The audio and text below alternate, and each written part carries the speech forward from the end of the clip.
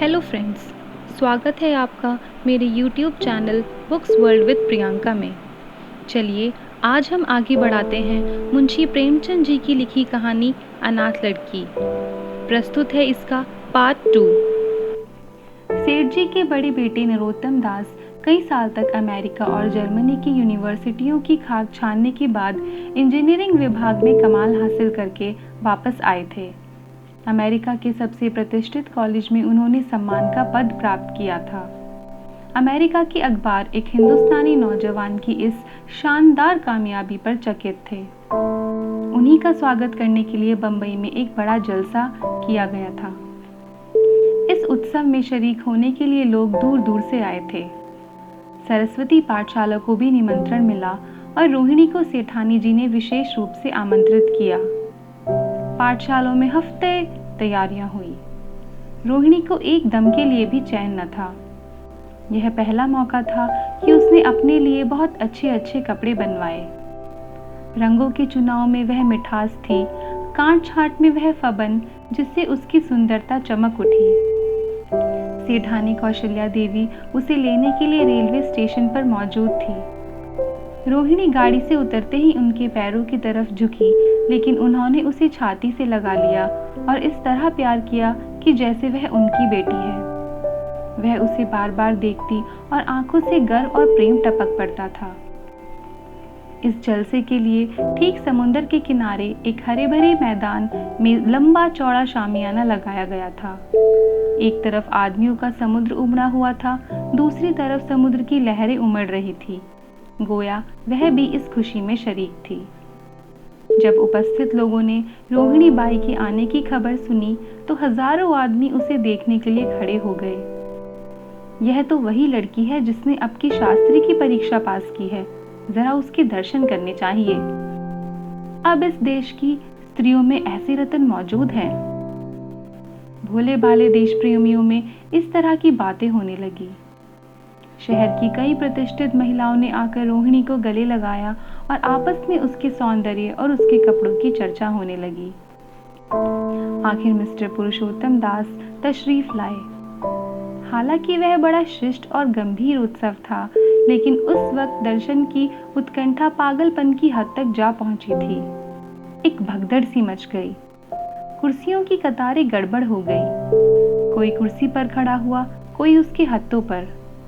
कुछ मनचले लोगों ने शामियाने की रस्सियां पकड़ी और उन पर जा लटके। कई मिनट तक यही तूफान चलता रहा। कहीं कुर्सियां टूटी, कहीं कुर्सियां उल्टी। कोई किसी के ऊपर गिरा, कोई नीचे। ज्यादा तेज लोगों में धौल धप्पा होने लगा। तब बीन की सुहानी आवाजें आने लगी। रोहिणी ने अपनी मंडली के साथ देश प्रेम में डूबा हुआ गीत शुरू किया। सारे उपस्थित लोग बिल्कुल शांत थे और उस समय वह सुरीला राग, उसकी कोमलता और स्वच्छता, उसकी प्रभावशाली मधुरता, उसकी उत्साह भरी वाणी दिलों पर वह नशा सा पैदा कर रही थी जिससे प्रेम की लहरें उठती हैं, जो दिल से बुराइयों को मिटाता है और उससे जिंदगी हमेशा याद रहने वाली यादगारें पैदा हो जाती हैं। गीत बंद होने पर तारीफ की एक आवाज न आई, वहीं ताने कानों में अब तक गूंज रही थी। गाने के बाद विभिन्न संस्थाओं की तरफ से अभिनंदन पेश हुए और तब नरोत्तम दास लोगों को धन्यवाद देने के लिए खड़े हुए। लेकिन उनके भाषण से लोगों को थोड़ी निराशा हुई। यूं दोस्तों की मंडली में उनकी वक्तृता के आवेग और प्रवाह की कोई सीमा ना थी, लेकिन सार्वजनिक सभा के सामने खड़े होते ही शब्द और विचार दोनों ही उनसे बेवफाई कर जाते थे। उन्होंने बड़ी बड़ी मुश्किल से धन्यवाद के कुछ शब्द कहे और तब अपनी योग्यता की लज्जित स्वीकृति के साथ अपनी जगह पर आ बैठे।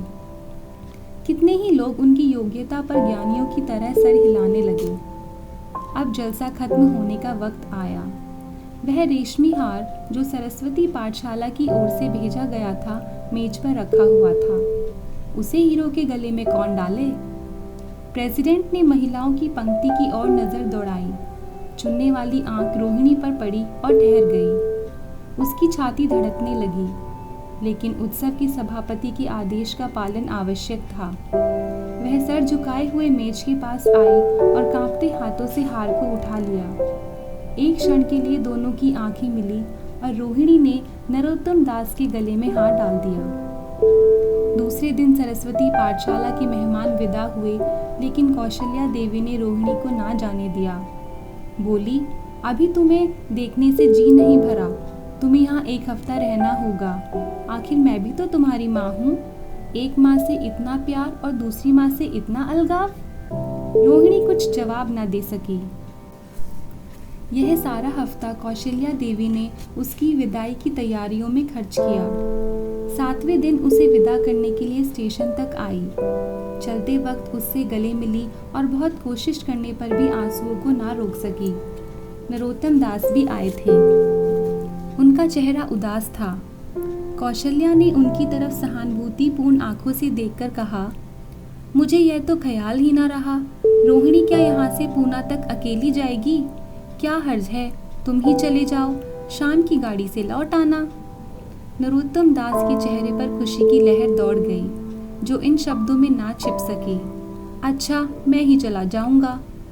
फिर इस फिक्र में थे कि देखे विदाई की बातचीत का मौका मिलता भी है या नहीं। अब वह खूब जी भरकर अपना दर्द दिल सुनाएंगे और मुमकिन हुआ तो उस लाज संकोच को जो उदासीनता के पर्दे में छिपी हुई है मिटा देंगे। रुक्मिणी को अब रोहिणी की शादी की फिक्र पैदा हुई। पड़ोस की औरतों में इसकी चर्चा होने लगी थी। लड़की इतनी सयानी हो गई है, अब क्या बुढ़ापे में ब्याह होगा? कई जगह से बात आई। उनमें कुछ बड़े प्रतिष्ठित घराने थे, लेकिन जब रुक्मिणी उन पैमानों को सेठ जी के पास भेजती तो वे यही जवाब देते कि मैं खुद फिक्र में हूँ। रोहिणी को उनकी यह टाल मटोल बुरी मालूम होती थी। रोहिणी को बंबई से लौटे महीना भर हो चुका था। एक दिन वह पाठशाला से लौटी तो उसे अम्मा की चारपाई पर एक खत पड़ा हुआ मिला। रोहिणी पढ़ने लगी। लिखा था, बहन, जब से मैंने तुम्हारी लड़की को बंबई में देखा है, मैं उस पर रीझ गई हूँ। अब उसके बगैर मुझे चैन नहीं है। क्या मेरा ऐसा भाग्य होगा कि वह मेरी बहू बन सके? मैं गरीब हूँ, लेकिन मैंने सेठ जी को राजी कर लिया है। तुम भी मेरी यह विनती कबूल करो। मैं तुम्हारी लड़की को चाहे फूलों की सेज पर ना सुला सकूं, लेकिन इस घर का एक एक आदमी उसे आंखों की पुतली बनाकर रखेगा। अब रहा लड़का। माँ के मुंह से लड़के का बखान कुछ अच्छा नहीं मालूम होता, लेकिन यह कह सकती हूँ कि परमात्मा ने यह जोड़ी अपने हाथों से बनाई है। सूरत में, स्वभाव में, विद्या में, हर दृष्टि से वह रोहिणी के योग्य है। तुम जैसे चाहे अपना इत्मीनान कर सकती हो। जवाब जल्द देना, और ज़्यादा क्या लिखूं? नीचे थोड़े से शब्दों में सेठ जी ने उस पैगाम की सिफारिश की थी। रोहिणी गालों पर हाथ रखकर सोचने लगी। नरोत्तम दास की तस्वीर उसकी आंखों के सामने आ खड़ी हुई। उनकी वह प्रेम की बातें, जिनका सिलसिला बंबई से पूना तक नहीं टूटा था, कानों में गूंजने लगी। उसने एक ठंडी सांस ली और उदास होकर चारपाई पर लेट गई। सरस्वती पाठशाला में एक बार फिर सजावट और सफाई के दृश्य दिखाई दे रहे हैं। आज रोहिणी की शादी का शुभ दिन है। शाम का वक्त, बसंत का सुहाना मौसम। पाठशाला की दरो दीवार मुस्कुरा रहे हैं और हरा भरा बगीचा फूला नहीं समाता। चंद्रमा अपनी बारात लेकर पूरब की तरफ से निकला। उसी वक्त मंगलाचरण का सुहाना राग उस रुपहली चांदनी और हल्की हल्की हवा के झोंकों में लहरें मारने लगा। दुल्हा आया। उसे देखते ही लोग हैरत में आ गए। यह नरोत्तम दास थे। दूल्हा मंडप के नीचे गया। रोहिणी की माँ अपने आप को रोक ना सकी। उसी वक्त जाकर सेठ जी के पैर पर गिर पड़ी। रोहिणी की आंखों से प्रेम और आनंद के आंसू बहने लगे। मंडप के नीचे हवन कुंड बना था। हवन शुरू हुआ। खुशबू की लपटें हवा में उठी और सारा मैदान महक गया।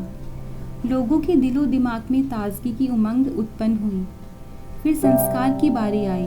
दूल्हा और दुल्हन ने आपस में हमदर्दी, जिम्मेदारी और वफादारी के पवित्र शब्द अपनी ज़बानों से कहे। विवाह की वह मुबारक जंजीर गले में पड़ी, जिसमें वजन है, सख्ती है, पाबंदियां हैं, लेकिन वजन के साथ सुख और पाबंदियों के साथ विश्वास है।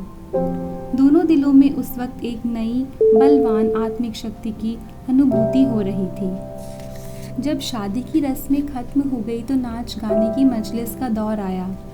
मोहक गीत गूंजने लगे। सेठ जी थक कर चूर हो गए थे। जरा दम लेने के लिए बगीचे में जाकर एक बेंच पर बैठ गए। ठंडी ठंडी हवा आ रही थी।